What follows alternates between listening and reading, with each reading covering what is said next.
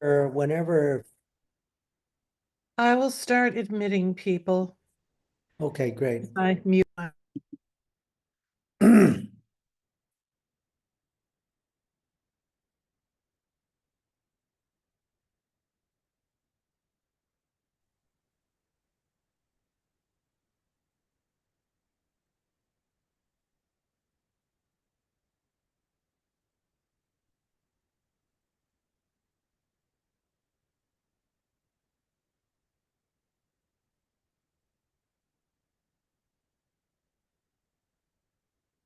Hello, everyone.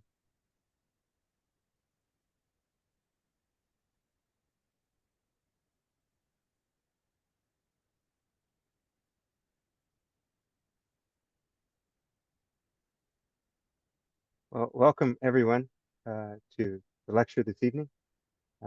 Tonight we're having another one of the lectures in the Catherine Kerr Vital Energy and Health and Healing lecture series, which is dedicated to Dr. Catherine Kerr, who is this really amazing researcher who we were very lucky to have here at Brown for a number of years. She actually began as, I believe, a history PhD, and then due to a series of events in her life, retooled to become a neuroscientist, which is no small feat in and of itself. And because of a lifelong battle with cancer, she had initially become introduced to Qigong and found from her own direct experience that it was something that was extremely helpful for her own health and well-being, and she wanted to share that with the world. So she began doing research here at Brown uh, on the effects of Qigong in various circumstances, and not just about Qigong specifically, but about this idea of vital energy broadly. Qi is one term that's used in Chinese context to talk about this special kind of energy that animates human beings and other creatures and is all over the place. And among its other effects is this improvement and maintenance of our health and well-being. But many other cultures around the world have similar terms for things that seem to have similar properties. And one of these interesting questions is, can we make comparisons between these different cultures? Is something that we find with Qi also comparable to, say, in yoga context, in Indian yoga context with prana, or and we'll find as in the discussion tonight, Tibetan yoga context with lung energy. I think there's a broad scope of research here. It's difficult to do because you need people who are proficient and know a lot about these topics. But we are very, very lucky tonight to have just such a person come and speak with us. So tonight I'm very, very happy to welcome for our lecture series, Dr. Alejandro Choa. He's a scholar, researcher, author, teacher, and educator with a PhD from Rice University, focusing on Tibetan mind-body practices and their applications in contemporary health environments. So both the study of the classical sources and then also the living present-day applications of them. So he's the founding director of the Mind, Body, Spirit Institute at the Jung Center of Houston and the director of research at the Ligming Cha International, a senior teacher for the Three Doors and Ligming Cha International, and a contemplative fellow with the Mind and Life Institute. He's truly a remarkable person to be able to have both the level of scholarship and with a PhD from Rice University, which many of you know is renowned for its Tibetan Buddhism program, but also then this practical side and continuing to teach and share these practices in clinical contexts and more publicly throughout the world. So without any further ado, let's welcome Dr. Choa for this evening. Thank you so much, Dr. Thank you so much, Larson. Thank you, Hal. Thank you, Anne. And before I start, I want to honor Kathy. She was an amazing person. I do remember her in meetings of Mind and Life, and we had explored actually the possibility of doing research also in the area of the practices that I'll share today. And in particular, because I was working at that time at MD Anderson Cancer Center in Houston. And so some of that work and that which we could have done together with Kathy's amazing wealth of knowledge and energy. So I want to honor Kathy. And so as I'll start, what I'll do is, as in many of our kind of the academic side, I'll start with a PowerPoint and I'll have a few things there. And then we'll have questions and maybe we'll move a little bit. So let's see where it take us and feel free to ask questions. If they're able to wait until the end, let them for the end. If they need to be within the presentation, yeah, let me know. Okay, so let me see if the sharing works. Microphones, PowerPoint, is that, yeah, it should be this. Do you see it? Let me put it actually in the right mode. Play from the start. Can you see it? Yes, okay, thank you. Okay, so what I call this presentation is From the Himalayas to the Clinic, Ancient Tibetan Burn Yogic Practices and Applications in Contemporary Science and Health. And what you see in the picture are two of the monasteries where I've trained. And even though it's interesting because when we think of yogic practices, we don't necessarily think them in monastic environment. A lot of times in the Tibetan tradition, these are done more outside the monastery, like in caves. And so yogis don't necessarily are the ones that live in the monastery.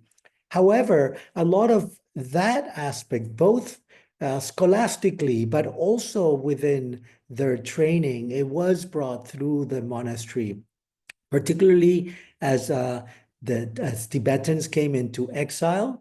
And so what you see here is on the left is Trita Nobutse Monastery in Nepal, and on the right, Menri Monastery in India. I'll talk a little bit about Trita Nobutse. I just come back from there again. My teacher turned 100 years old. And on the right side, you see Menri Monastery, which Menri means medicine mountain. And as you see it, it's almost like this amazing mandala that has the monastery, so for monks, but also has across the valley a nunnery, so for nuns. And then what you see on the left is a place for yogis and kind of what we call lay practitioners or nakpas in Tibetan. And on the right, you have also a medicine center, which is both Tibetan medicine and Western medicine. And I find this is kind of the milieu where I've been able to learn, and actually kind of the PhD almost being an excuse to be able to go to these places and learn and ask both the academic questions and the practice questions. As in religious studies, the way at least we did it, it was both textual and ethnographical. So I'll share a little bit about that. And then as you see there, there's the Ligmincha Institute logo, and Ligmincha Institute is the center that Tenzin Wangyal Rinpoche opened in Virginia 30 some years ago. And I'm, as Larson said, I direct the part of research there, and then MD Anderson, because during those 20 years, the research was done kind of putting those two together. And so let me see if the slide moves. I wanted to start with my now 100-year-old teacher, Yongzin Tenzin Namdak, because really he is the head of this wisdom tradition called Bön, which within the Tibetan tradition is like a fifth tradition. It was the earliest tradition. And really it was through him that I got to these teachings. And as I share in the on this book, this last book, which is on this yoga, I dedicate to him. And so, as I say, I entered through the Bon teachings in 1991, and actually it was at a very interesting place. His Holiness the Dalai Lama was giving the Kala Chakra in what I call this huge temple called the Madison Square Garden. And then across the street, there were giving teachings, the heads of the 5 traditions. And that's where I met Lopen. And when I met him, it was like this, as my friend said, you got smitten, and ever since I continued with him. And he's been a constant support in my practice. And one of the things I always remember is that when I have difficulties in my practice, I would remember these words that sometimes when I talk to him, he would tell me, don't forget we're in samsara, right? Don't forget we're in this cycle of existence where there's suffering and things. So I think, and sorry, I'm going to get a little political, but not too much. If you were watching tonight, last night, maybe this will help, right? Don't forget we're in samsara. And as I visualize him with his amazing smile that you can see, most of the times those difficulties will dissolve. And I use this metaphor from one of our texts, like a snowflake dissolves in the ocean, where the snowflake doesn't make any effort, the ocean doesn't make any effort, and kind of effortlessly it dissolves. But right when that doesn't happen, maybe like last night, then I get to practice these magical movements. And magical movements is the translation of this Tibetan yoga called Tsalung Trungkor that I'll get more into. But also I wanted to mention, as I was saying, just coming from Nepal 2 weeks ago, we had a celebration for Lopen, and we did a book, we did a conference, and we were able to share our practice. One of the chapters that I got to share was called A Truly Magical Encounter. And these practices that you see on the left, these come from the Lula Kang, and this photo was actually taken by Thomas Laird.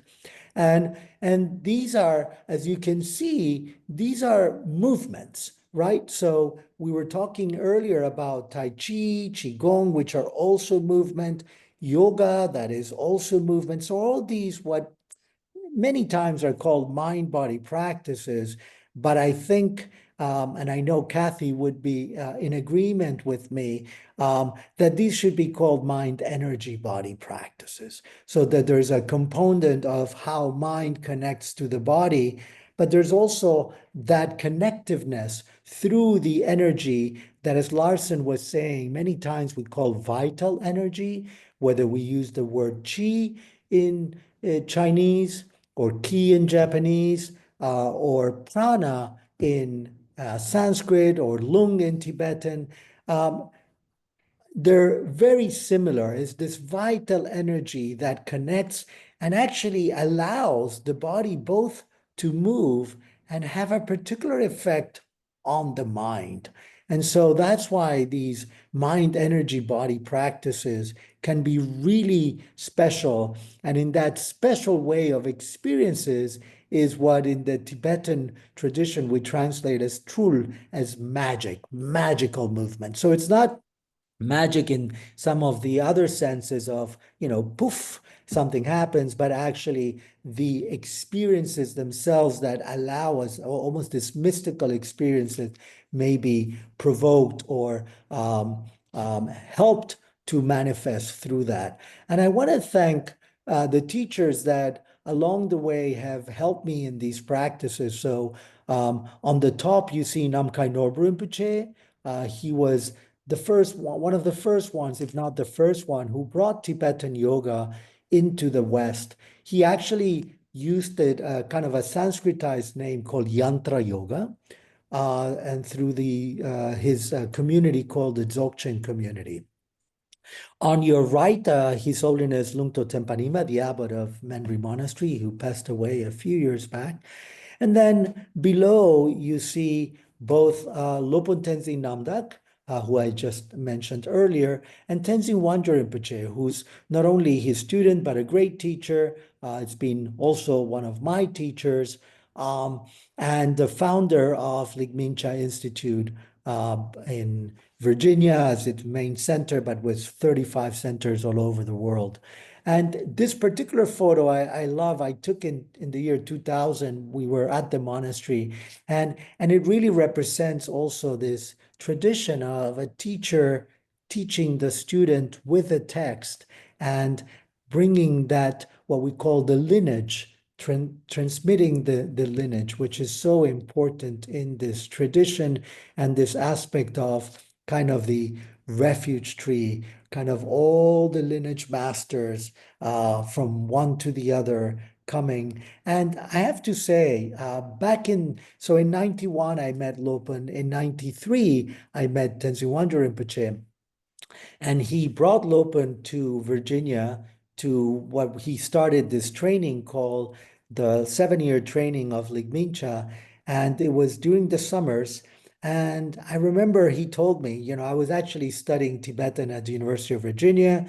And so he said, come to the retreat. And I said, I can't. I'm in class. And he said, you can always learn Tibetan. So kind of famous last words. I went to the retreat. And when I saw them together, I still remember that moment back in 93. And almost my hair stood on end, my head, and I was almost crying to seeing the refuge tree alive. And, I had been already in India a few years earlier, and I remember that someone had told me, dig in many holes, but when you get to the water, keep on digging. And so for me, this was that instance of clarity. This is the hole to keep on digging. So I've been digging for the last 30 some years in this hole. So let me move something because it's not okay.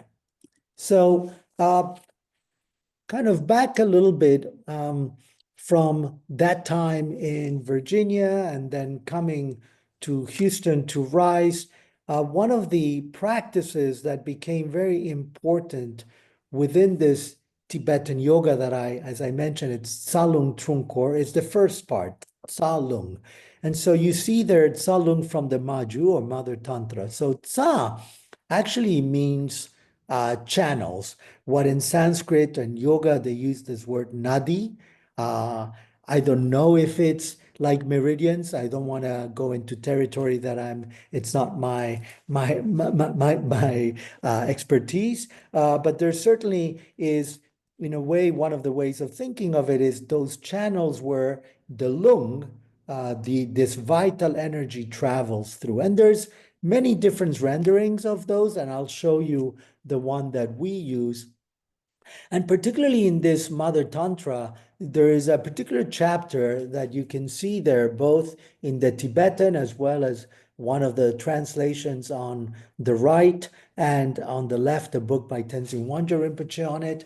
And it's called The Tigle of the Elements. And so Tigle actually means the mind quality. It means kind of the clarity of that mind. And the elements, at least in this tradition, there are the 5 elements, which are earth, wind, fire, air, and space. And I know in the Chinese tradition, kind of instead of air and space, they have wood and metal, but there are still these 5 elements. And in a way, in the Mother Tantra, these 5 elements feel that from the external world, we get to the internal world, what sometimes we call the inner mandala. So the body as a mandala, it's actually made from the elements. So for example, the bones and flesh are made of earth quality. All the fluids in our body are made of water quality. All the heat is fire. The breath is air. And then the mind, and I'm pointing here because this is, at least in this tradition, when we talk about mind, this is really the center, not this. This is kind of the business address of the mind. This is the heart mind or the home mind. And this is where space resides. And again, I know different traditions might have different correlations, and we can talk more about that. It's not, in my sense, it's not that one is right and one is wrong. They're just different ways of accessing this energy body. And through that, and the practices that are done with that, things can manifest. And so I love the way that Tenzin Wangyal Rinpoche talks about these practices because he calls them awakening the sacred body. So sometimes we use the word subtle body, sometimes sacred body, but it's really the body that it's not necessarily visible through the eyes, but it's visible through the practice.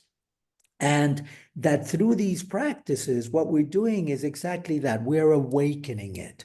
So as we do these practice, we awaken by bringing that lung, that vital breath, through the tsa, through the channels, into these different energetic areas that we call chakras.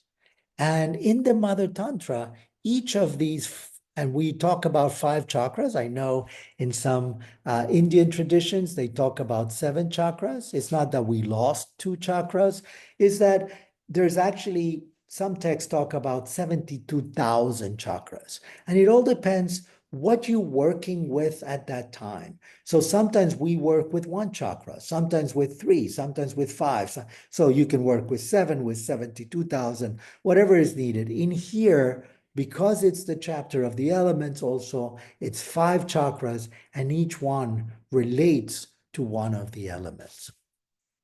And the other practices, so the other part, right? I said Salung Trunkor. So Trulkor or Trunkor, Trul means this word that I was saying earlier, magic or magical. Kor can mean wheel or movement. And so one of the, and again, as probably many of you, as you do translations, there's many ways to translate this. You could translate it as magical wheel. You can translate it as magical circle. We decided together with Lopontin Lenima, who's the head teacher at Menri Monastery now in India, in exile, we decided for magical movements, and that's what I kept using. And so in this Trunkor, there's 2 main texts. There's more, but 2 main ones. And one is the one that I'm showing you here, that it's from the Atri tradition. And the Atri is the instructions of the A. And A is a Tibetan letter that I'll show you in a little bit that represents the natural state of mind. And so, and Dzogchen is this tradition, Dzog meaning completeness or perfection, Chen being big, so the great perfection. And so within, and I don't want to get too much into it, but maybe later in the discussion, if someone does want to, in the Tibetan tradition, we talk about Sutra or the path of renunciation, Tantra or the path of transformation, and Dzogchen, the path of self-liberation, in which that metaphor that I mentioned earlier, the snowflake in the ocean, is a Dzogchen metaphor for how, if we are in that state of mind, those obstacles can dissolve, right? Whereas in the tantric, you have to do a little more effort. And clearly in the sutric, you have to do even more effort. So in a way, these are ways of how we relate both to the wisdom quality as well as to the afflictions that may hinder our connection to them. And so for these Atri Dzogchen, there's a specific Trunkor, and within that Trunkor, and there you have the Tibetan text on top, and in the bottom is a book that I wrote on this that actually, together with Tenzin Wangyal Rinpoche and 2 other geshes, geshes being kind of scholastic Tibetan degrees, and they also were practitioners from Menri Monastery, and so we compiled from the 40 movements of the Atri Trunkor to 16. And this is what this book, the Tibetan Yoga for Health and Well-Being, has. And by then, I was already starting to work at MD Anderson. And so some of the practices, some of the protocols, and some of the research I already started bringing in that book. And then finally, the other text that I was mentioning, the Shangshu Ninju, or the oral transmission of Shangshung. And again, sometimes it's translated as oral, as spoken, and sometimes as aural, as listened. And that is because this transmission is said to have been done in, so first it was very interesting. So first it was mind to mind. So it was a teacher to the disciple, and the disciple would be, I guess, quite ready to receive just mind to mind the transmission. When that didn't work, then it was the sign transmission, right? So sometimes they would lift a hand or do a sign, and the student will learn that way.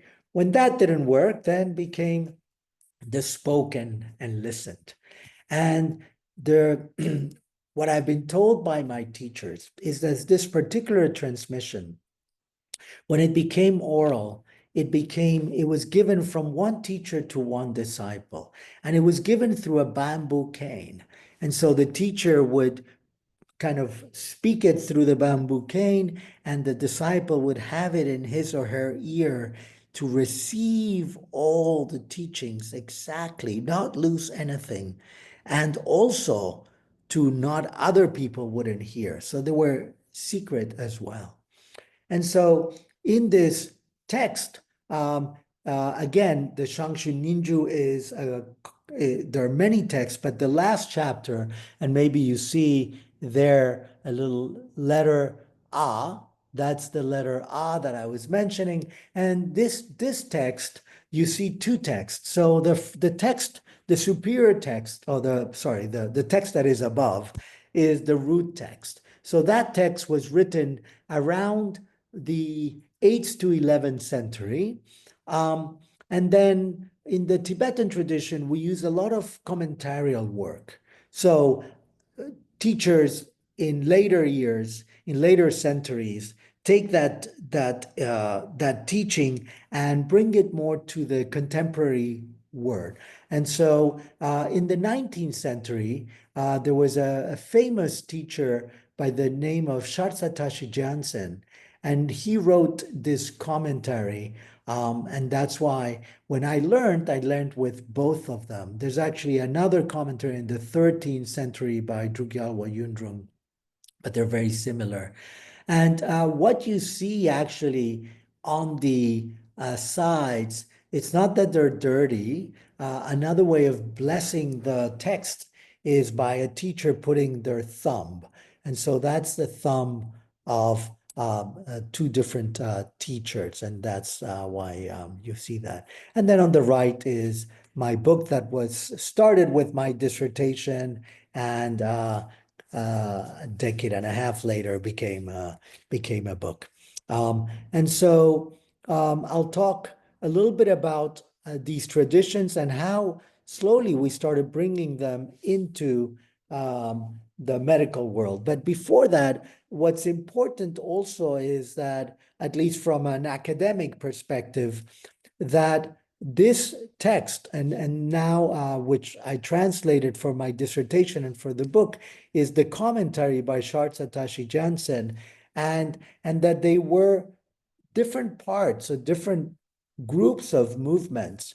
It has seven groups of movements, and there's 6 teachers mentioned because there's 2 that do more than one set. And these are these teachers. And, even though originally this text was said to be in the 8th century, many of these teachers are actually later, 10th, 11th century. And that's why I placed this text in the 10th, 11th century. But then the commentary, as I mentioned, in the 19th, 20th century, Shartsatashi Jansen passed away 1934, 35. And one of the interesting things also in his passing away is that he became rainbow body. And that is a way, a manifestation, again, as I was mentioning, from the elements as we come, from the outside elements, we have our body. when we leave our body, if there's a way of kind of getting back into the elements, and so all the body dissolves back into light, and that's what it's called, rainbow body. So let's get a little bit into the research. And probably most of you have heard or met Herbert Benson, who was a cardiologist at Harvard, quite a pioneer in the mind-body area. He started the Mind-Body Institute at Harvard. And he was more famous for his research on the relaxation response, right? On realizing that to counteract the fight or flight response, we can, through these meditation and breathings, we can rebalance the sympathetic system that got aroused through the fight, flight, or freeze response with the parasympathetic system. And by doing that, we are in a state that he coined relaxation response.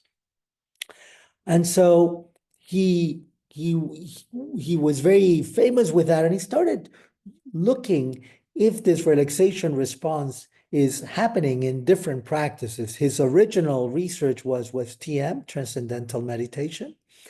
And then he got connected to the Dalai Lama and some of the Tibetans, and he asked His Holiness if he could do research in this particular practice that he had heard that it's called Tumo. Sometimes Tumo Yoga, sometimes Tumo.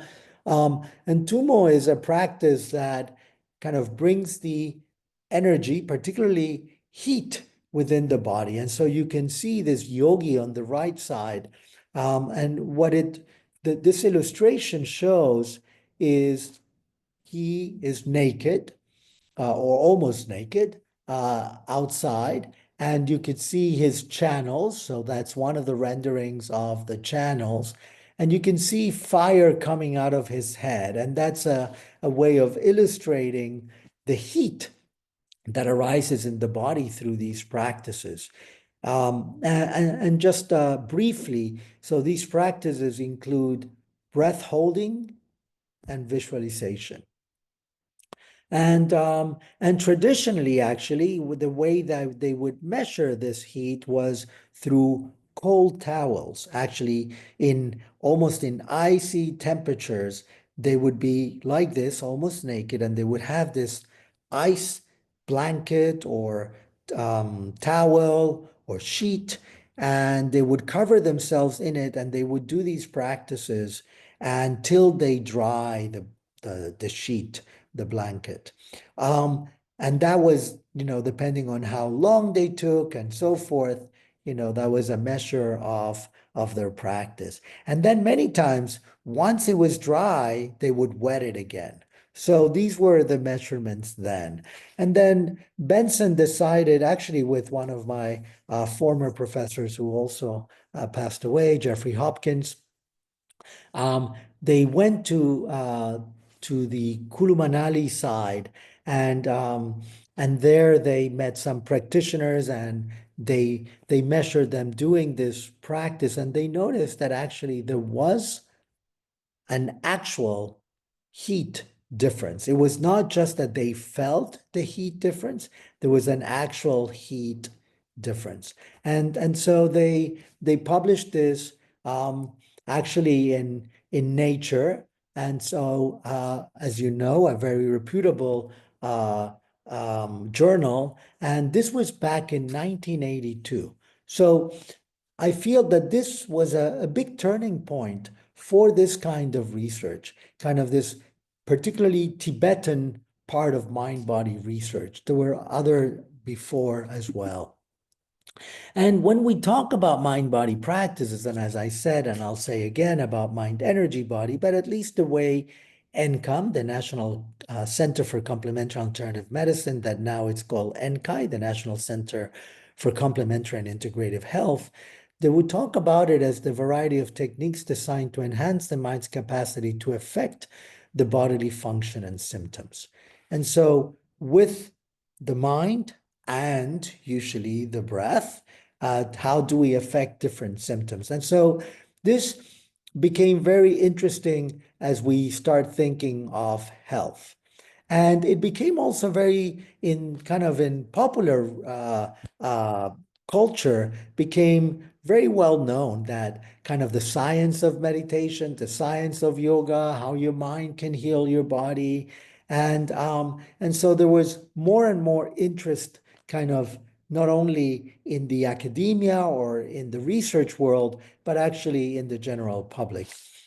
And one of the epidemiological research that was actually, and I know it sounds old, 2017, but actually it's the last census that we have on this on 2018, you see kind of the trend of how yoga and meditation, two of the most well-known, most practiced mind-body practices, were adopted. And you see in 2012 being 9.5 in yoga and 4.1 in meditation, and going up to 14% in both of them in 2017. I would imagine that today we're around 20%.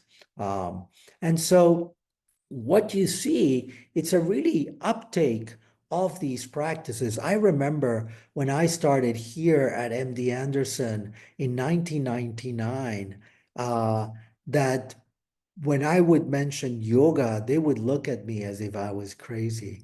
Um, and um, and today, not that they don't think I'm crazy, but they look and they are like, well, there's research established in this, and they think of it very differently. And so I think it's really interesting to see how these practices have been more and more into all these fields. And again, Brown, with your contemplative studies, you're doing a lot of that work that supports um, this as well. So I'll tell you a little bit about integrative medicine and place of wellness at MD Anderson.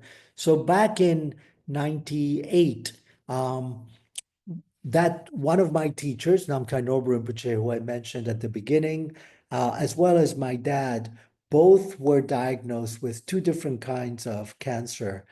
And MD Anderson, I was already at Rice, so I was in Houston, and there was this big hospital called MD Anderson Cancer Center, and they had just opened this little place called Place of Wellness. And Place of Wellness was this kind of place for the psychosocial support of the patients and caregivers. And interesting enough, you don't see the whole building, but basically it's a side entrance to the building, and it's actually not even communicates to the rest of the building. It was almost like this little spa on the side. And that's how we started. I came in 1999. I started doing these practices of meditation, asking my teachers if that would be something that I could share, and they said yes, and they supported that. In around 2001, we, together with Lorenzo Cohen, who was the director, became the director of Integrative Medicine Program. And he was really focusing on the research. We had a clinical director, at that time, Moshe Frenkel, and then I became the director of the education. And we started to really make it more as a program that then became a center within MD Anderson, and it became less than just that little place on the side, but really becoming much more integrative with the rest of the institution. Now, the philosophical background that we had for this was based on three main aspects. So one, on your left, you may notice this is a diagram from a publication in Science by George Engel, kind of moving from the biomedicine to the biopsychosocial. And in a way, in a simple way, what he said was that health was not just in the biomedicine or right in the physical aspect, but really in the intersection of the physical, the social, and the psychospiritual. nothing new for this audience, right? But I think really important for a lot of the people that I see here, both in UT Medical School as well as at MD Anderson. So, and really, I have to say that one of the big changes to understand this was COVID. Through COVID, a lot of people understood how important social health and psychospiritual health was. So that's one area. The other area comes more from the medical anthropology, Arthur Kleinman in Harvard, and this understanding that it's not just the disease that we're treating, so in this case, cancer, but really is the illness experience, or as he would call it, the illness narrative. And that would actually include both what's going on in the patient, not just in that particular disease, but actually in his or her life, whether, they have, what job do they have, what family do they have, do they have insurance or not? I mean, so many things. Are they coming from a place that is, they're coming now to MD Anderson and they don't speak English and the family couldn't come, and all these things are part of that illness experience and illness narrative. And the third is what it's what we call the medicine Buddha mandala. And it's interesting because the medicine Buddha mandala traditionally has that medicine Buddha in the center that you see, and around him or her you see all these practitioners, and in a way, even further out, you see all these plants and medicines. And it's like this mandala, the center and periphery. In Tibetan, gil core, that same word core as true core, center and periphery, and how is in the way that it's traditionally thought is the Buddha of medicine can have omniscience, knowing the suffering of all sentient beings, and has at his or her disposal or connection all these different practitioners and with all these different medicines. And that's the way to kind of bring that to everyone in samsara, which in a way from that perspective, we're all patients, right? But one of the ways I felt that this was very suitable expression for what we did at Integrative Medicine was every Thursday morning, we would meet actually in a table, not square, but rectangular, and we would have all the practitioners. So the massage therapist, the acupuncturist, the mind-body person, the oncologist, the palliative care, we would all be around the table. And in the center, that would be the narrative of the patient.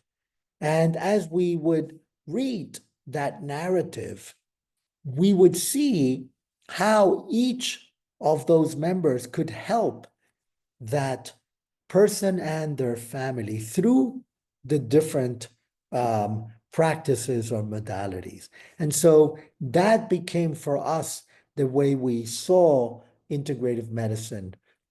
And so we created this way of putting it together because we added the integrative oncology consultation. So the clinical person, the oncologist in integrative medicine would see the patient first and then would say, okay, as we bring it to the table on Thursday, we can see what other things does the patient and their family need to support that, which in the center would be that optimal health and healing. And so as part of that, we started doing research, particularly in my area, with Tibetan yoga. And most of them were randomized controlled trials. And we started with lymphoma and then breast cancer and lung cancer. It's not that we started with lymphoma because that's what the Tibetan text would say, but actually because one of the doctors in lymphoma was also a practitioner and was interested that her patients would actually be able to get this program.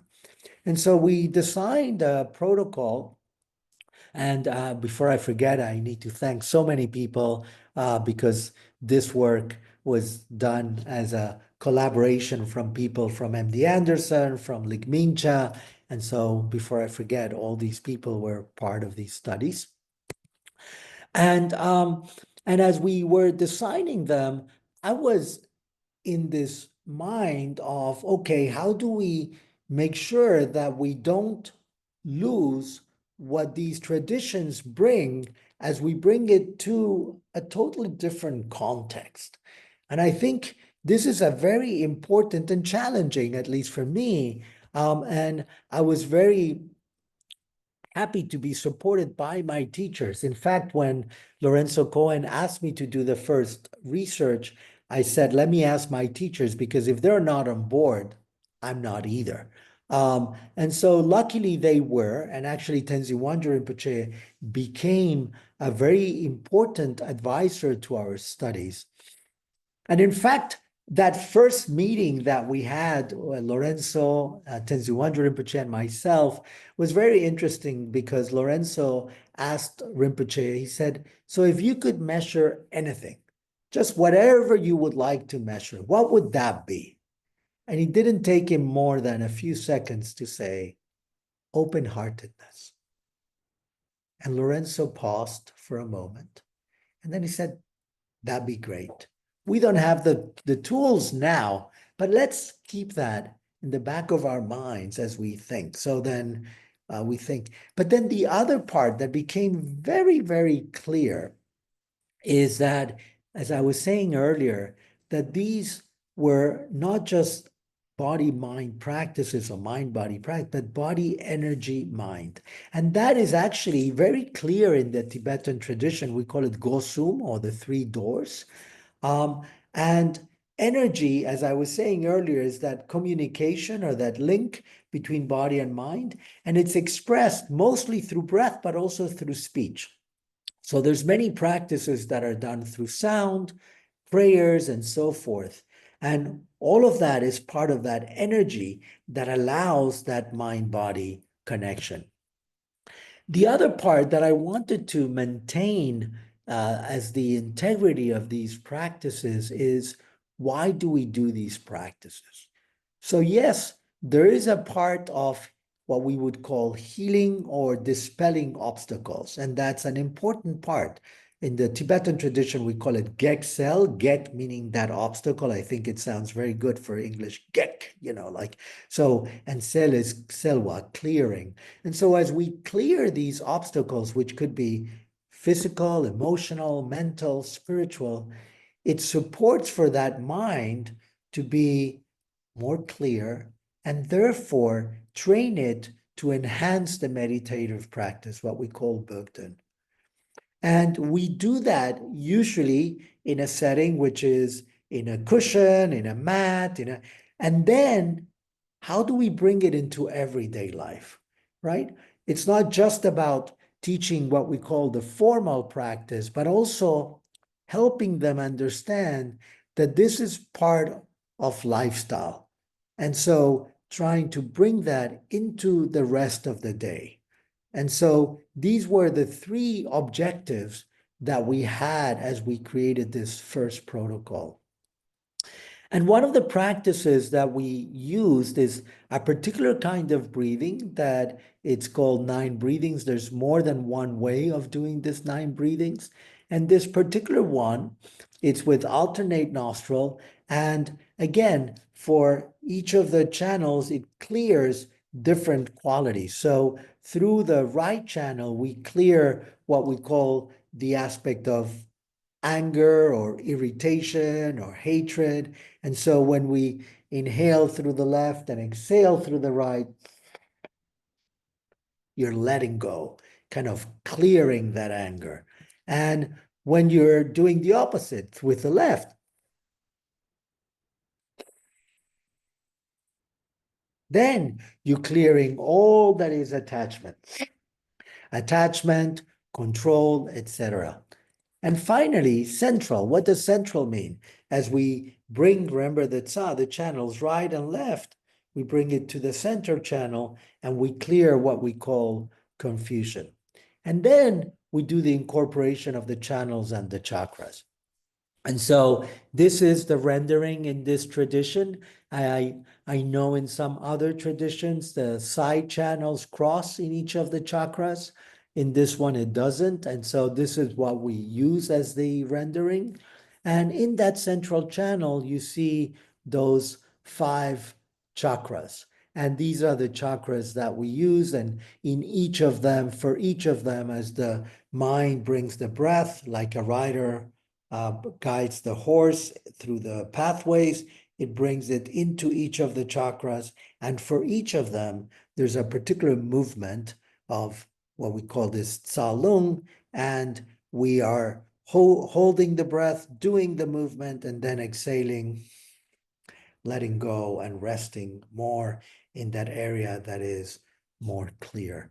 And so these are the practices that you do using the Tsa and the Lung. And there's in the Tibetan medicine, as well as in the yogic practices, there's 5 kinds of this Lung. There's the upward moving, which is usually, at least in this tradition, it's from here up. There's the life force that is here, the fire and equanimity that is in the navel, the downward and clearing that is more like in the perineum down, and the pervasive, which pervades the whole body. And so what we did is, using this as a background, we designed a protocol of having 7 sessions, having a baseline, then the 7 sessions, 1 month post, 3 month post, 6 months post. And then we actually, when we published this, it was, from what I understand, the first publication of a randomized controlled trial of yoga in a cancer population. And as I said, it was in lymphoma. It was in the journal Cancer in 2004. And what we found is that they had better sleep quality, sleep quantity, sleep latency, which is the moment you want to go to sleep until you fall asleep, and with less sleep medicine. And I have to say that at that time, I was in my 20s. I didn't feel that that was an important thing, although I started realizing, both as we age, but also particularly for people with chronic diseases like cancer, that it's really, really important. And so it actually got a lot of attention. And we were able to get a large grant from the National Cancer Institute, looking now at a different population. Actually, we had done another randomized pilot control on breast cancer, because we knew that this was an important population, a very big population. And so as we wanted to do a larger study, we went into this area. And particularly, we had first done a trial that was including both chemotherapy and radiation. And 2 reasons why we went into chemotherapy for this study. One is that they had better it was easier to have they started with a lower baseline, and so we were able to let them recuperate much more from chemotherapy. And second, and this is other things that happen in this, it's like we had another study that was done with radiation, so we couldn't take from the same patients. And so sometimes I think I'm mentioning this because I think sometimes we don't know the background of logistics of why we make some of these decisions. And some of these decisions are not just scientific, are pragmatic of what can we do. And so with this study, it was very interesting that we were able to have a much larger population. And we were able to have, particularly, one of the interesting things is that we had in the other one, I didn't mention this, but it was the protocol of Tibetan yoga versus standard of care. And here we were able to do actually active control group. And that was stretching. That was part of what they did in physical therapy. And so, for example, we paired movements that were similar from the books of physical therapy and from the the Zalung-Trunkor. And so, for example, when someone has a mastectomy, there's a movement that is like this. And in the Tibetan yoga, we have a movement that is like this. And so we're trying to pair both the amount of time, the amount of movements, and so forth. And we found that actually the Tibetan yoga had better, still, particularly in the sleep quality, in intrusive thoughts, it had a better response. And what we also noticed, and this was important for our clinical group, or clinical faculty, was what's the doses that we recommend? And what we found in the research is that people that practiced at least 3 times a week would have better results than less. Actually, 2 or less had the difference was significant. And so we were saying you need to practice at least 3 times a week for 20 minutes.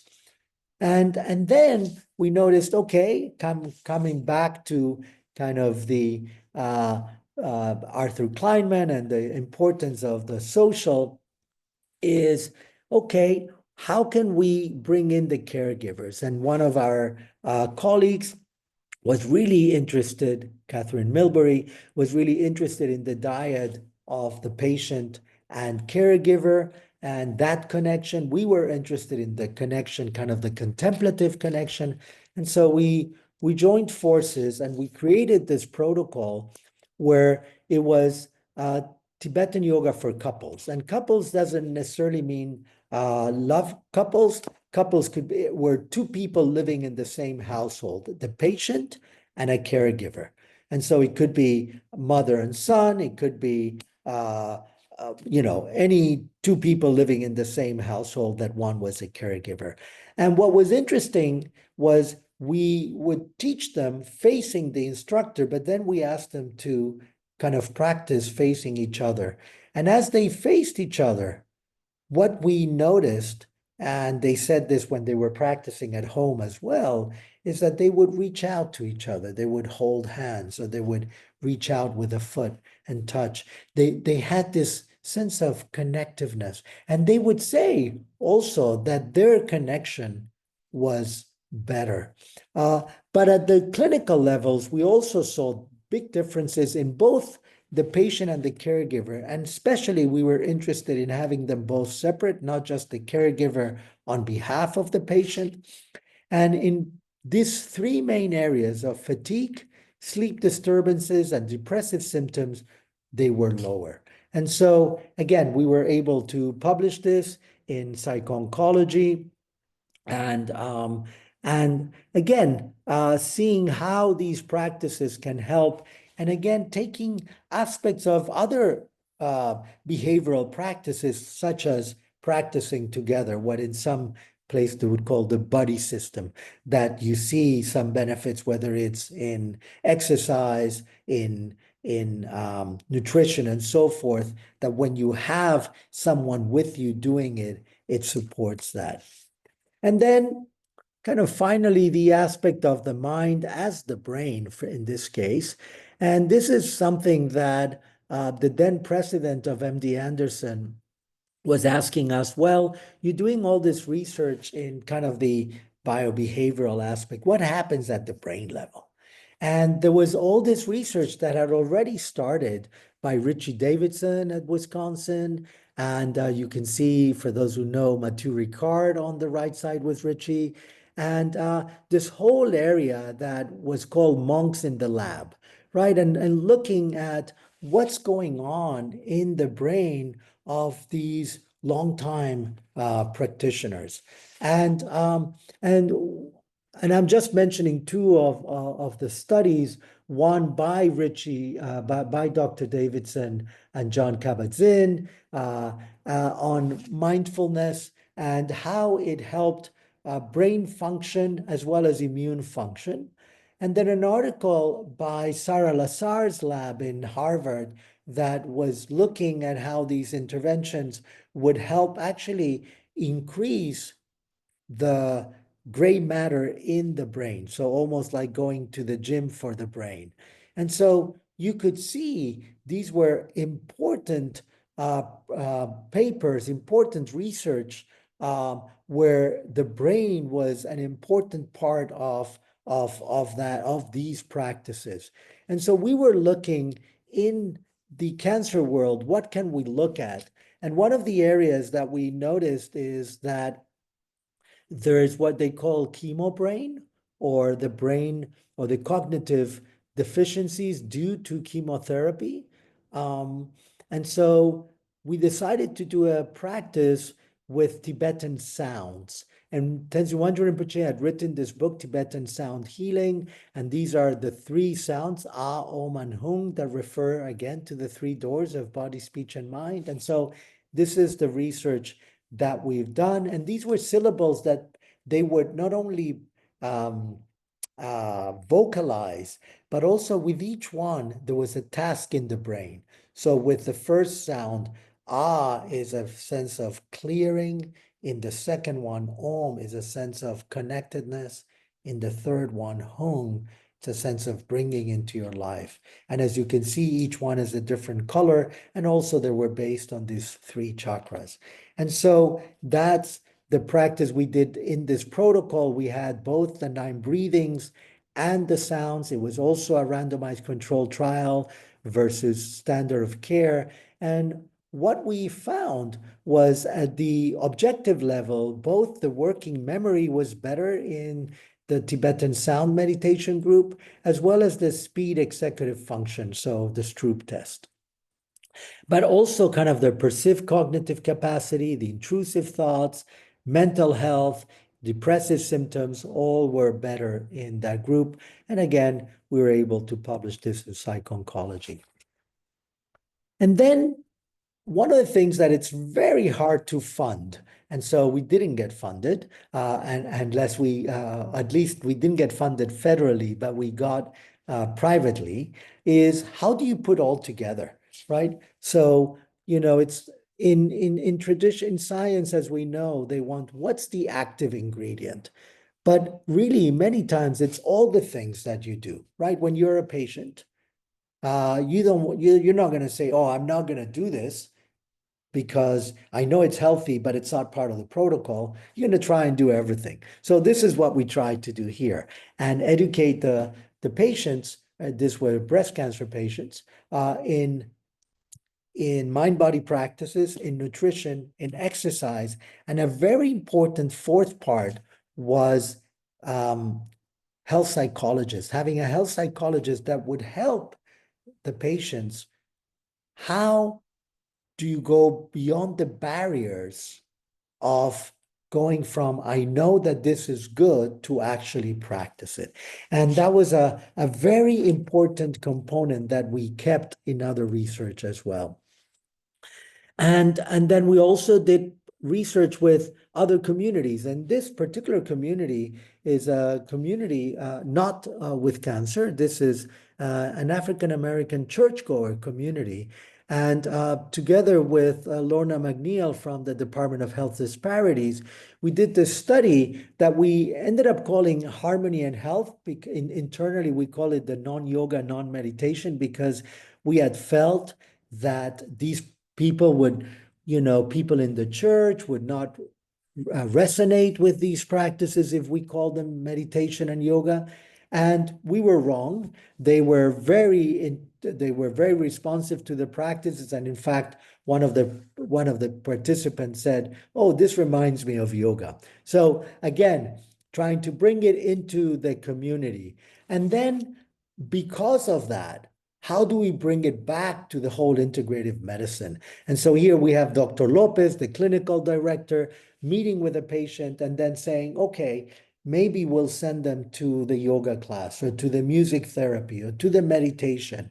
And one of the things that they still have at integrative medicine is these classes are open and free to the patient, so the doctor can direct them to them. And so we have the practices that we did in the research, bring them to the open classes for all patients. And then we also looked at these practices in both in groups and individuals, and looked also what were some of the things that improved. And we were able to see lowering in anxiety, in fatigue, in distress, improved well-being, sleep disturbances, depressive symptoms, memory, and even pain.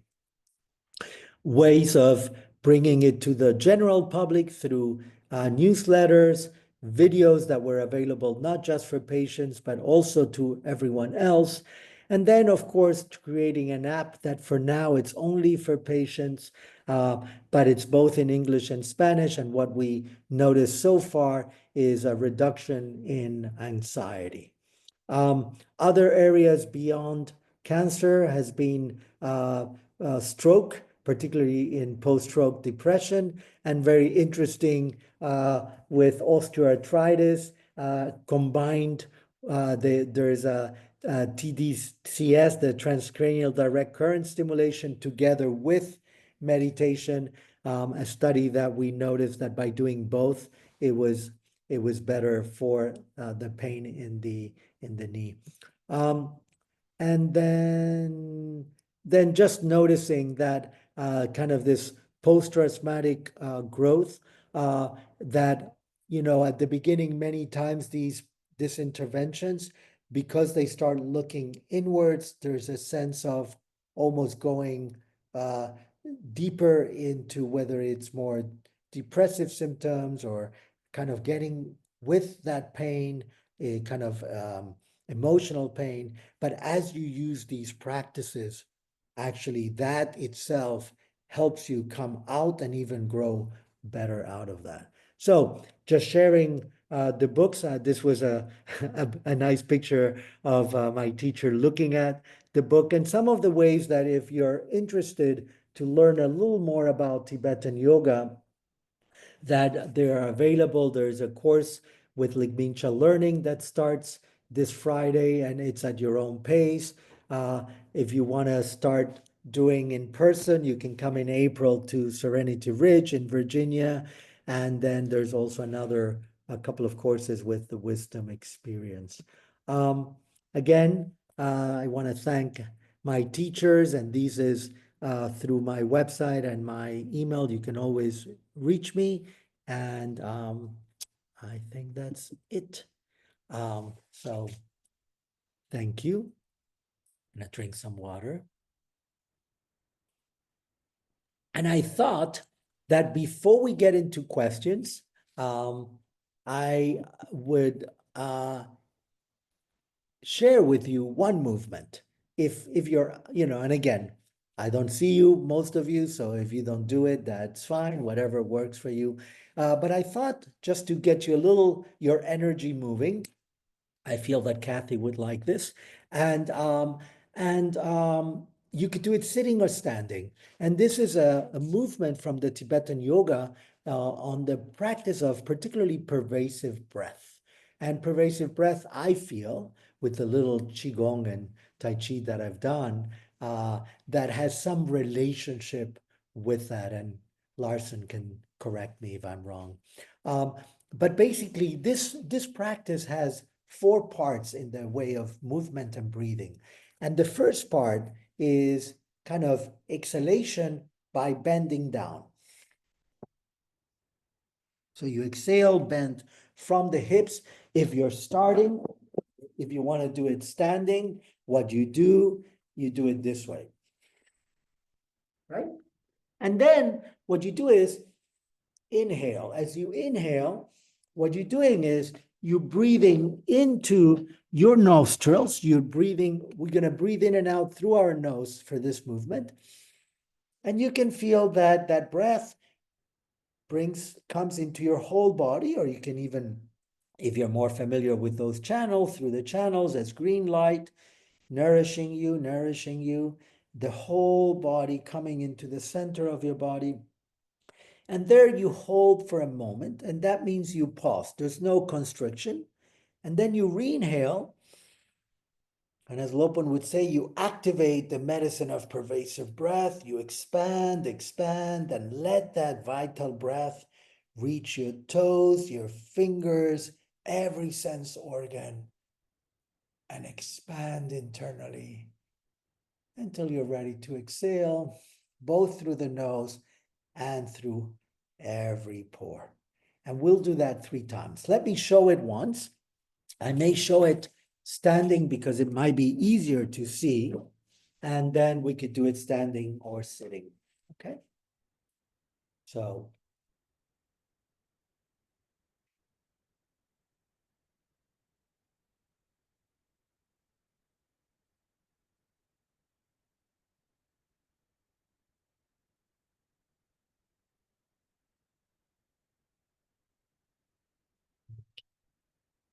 one more thing in terms of the, as we're doing it, whether we do it, if we do it seated after every repetition, we do it gonna do it 3 times. If we're doing it standing, as we sit, then we'll have the hands in the equanimity posture, one on top of the other. Resting on your lap like this. So the hands are together, they're resting, and the elbows are out open. So in a way, we say the whole chest remains open and we feel like an eagle soaring in the sky. So that's the practice. So we'll do it together for all of you who want, and thank you, Hal. And so before we do that, let me invite you to be comfortable on your standing or sitting posture, but also bring a hand or both hands to your heart center, kind of checking in how you're feeling. And if there's anything that you're ready to let go, feel that you can let it go through the practice. And also if there's something that you want to bring in, a good opportunity to do that, particularly at this time of the year, which we are entering, or we entered the year of the snake. So if there's any shedding of anything that we need to leave behind, any skin that we need to leave behind, we could do that. Okay. So when you're ready, exhale, inhale, re-inhale and expand. Exhale, let go. I'm breathing.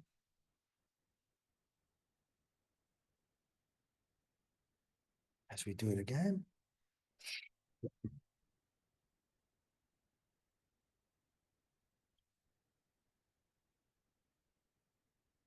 Expand maybe a little more if comfortable.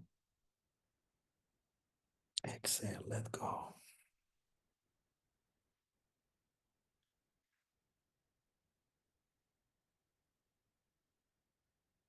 And one more time.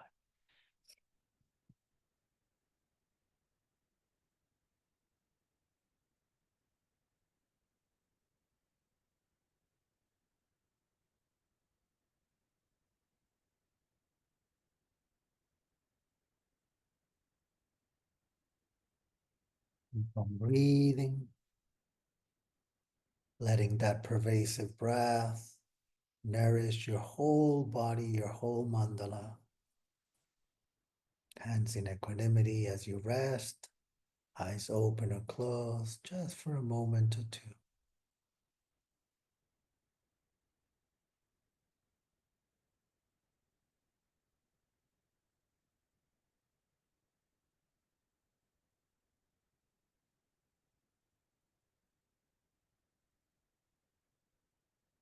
When you're ready, open your eyes if they were closed. Okay, maybe more ready, waking up for questions. Okay. Any questions or comments?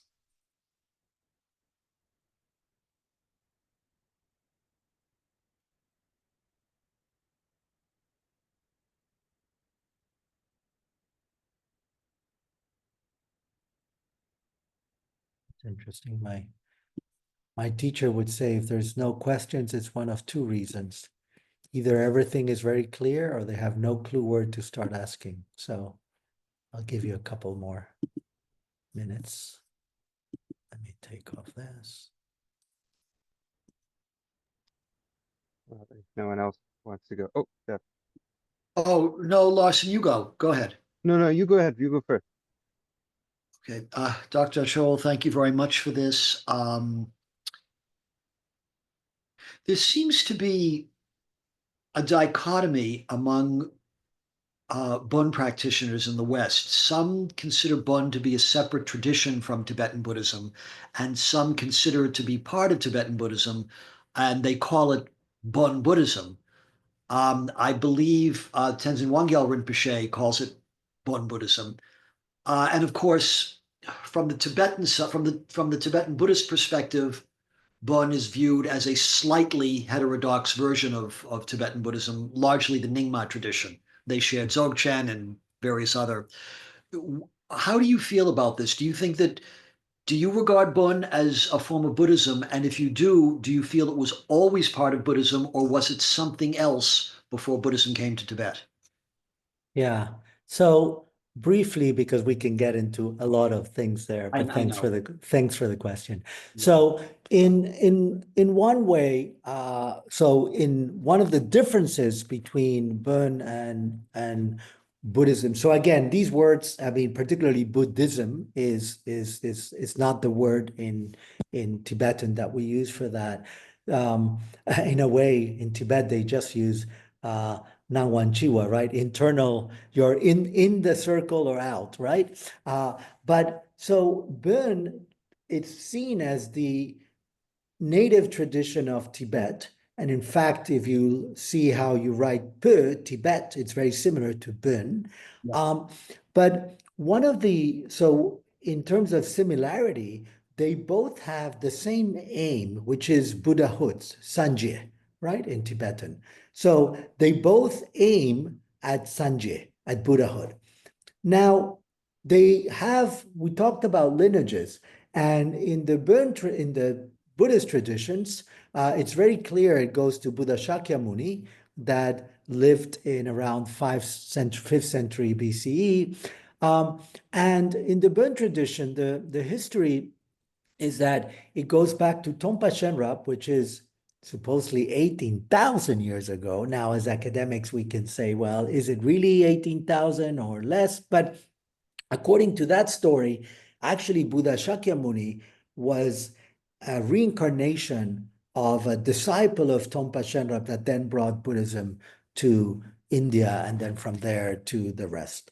Having said that, and going specifically to your question, so when Buddhism, the Indian Buddhism, if you would, came to Tibet with Guru Padmasambhava, right, in 8th century, then it meets this other tradition that was already there called Bon. And there's different kinds of Bon, because Bon was not just, it was kind of, as you said, a heterodox tradition. It had many parts. And so as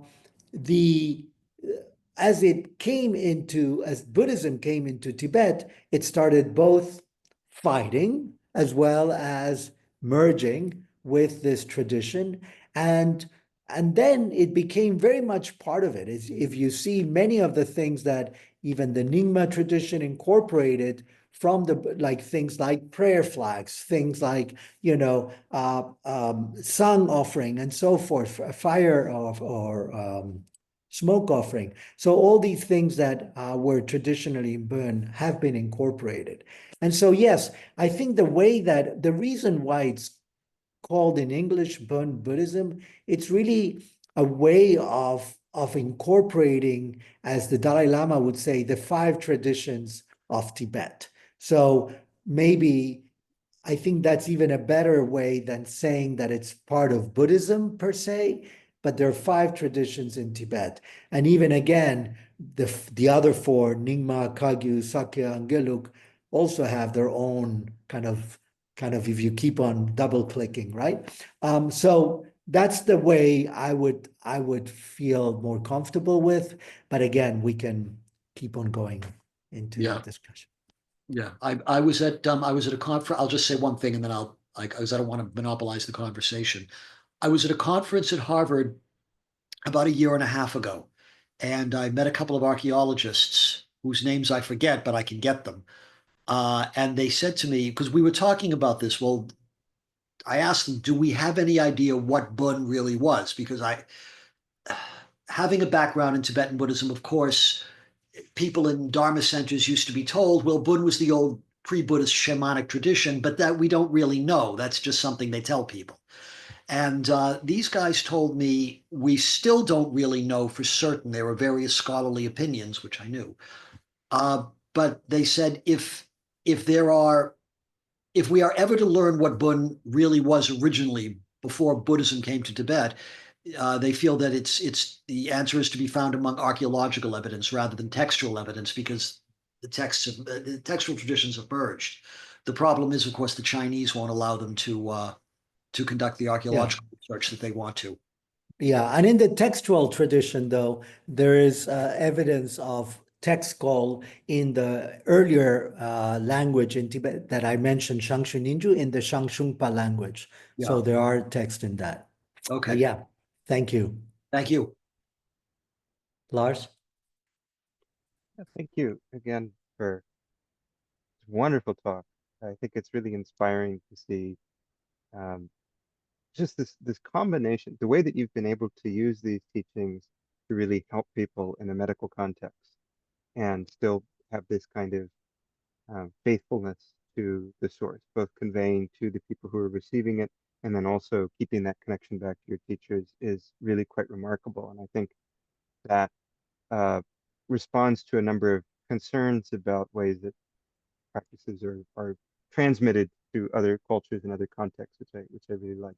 But I guess one of my thoughts is first to say that I'm rather impressed with that, but then also to pick up going beyond that on our earlier conversation, talking about this importance of not just body-mind medicine, but of energy as this aspect mediating. And actually, we were talking about this morning in my Qigong class about how in some ways, I mean, and you can correct me if you don't think this is accurate in your context, but in some ways, actually, body and mind are reducible to energy on some level. And in some sense, it goes back to just the energy becomes this kind of handy medium for discussing the interface of mind and body with each other, but also then, perhaps more significantly, the way that those systems interact with the larger context around a person, because there's always the influx and outflux of that energy coming in and out. So medicine, in that sense, can't just be about curing one person, but then this is that great component of the social, but also not just the human social, right? But also the air we breathe, the food we eat, the other living beings that are around us, the animals and the plants and the health of them, and that kind of larger context also all kind of factors in with the energy. So I was wondering if that aligns with what you're thinking about when you bring that in, or if you think it's different.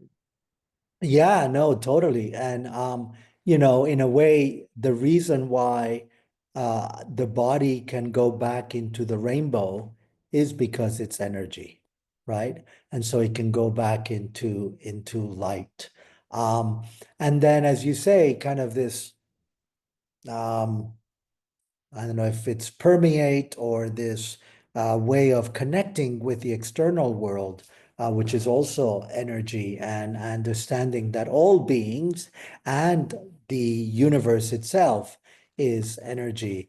Yeah, I mean, that's how we can interact. And I think that's why I like particularly the pervasive breath, because it allows us to really feel this sense of that interconnectedness that we probably, well, you would, but this sense that this chi, this lung kind of doesn't stop, right? It's not that it stopped right here, right? It feels how it keeps on going.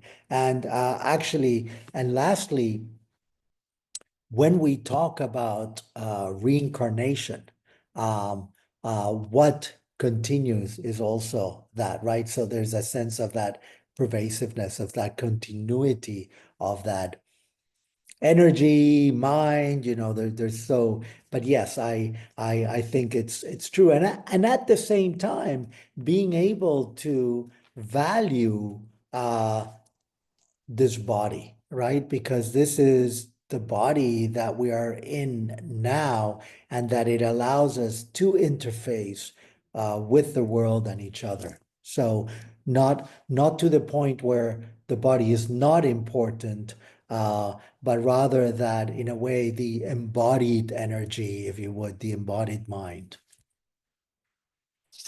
Does it make sense? Yes, that agrees very much with the way I think about this. That you can sort of connect. You recognize the connection that's already there more when you start working with that, and you recognize the importance of this instance of a human existence more when you see it in those contexts. Yeah. Right, right. Yeah. Anyone else? I know we're almost at the time.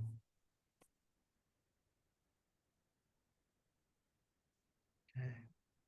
Well, if there are no other questions, let me go ahead and thank you so much for this fantastic talk, Dr. Cho, and thank you for the work, the great contributions that you're making to the well-being of so many people. Thank you for that. And I look forward to conversations in the future, I hope. And thank you to Yes. everyone for coming out today. And hope that this is something that also brings a lot of benefit to you. Thank you so much. Thank you, everyone. Thank you, Larson. Thank you, Anne. Thank you, Hal.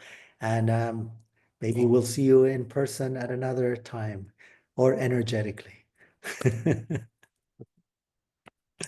Be well. Thank you. Thank you. Take care.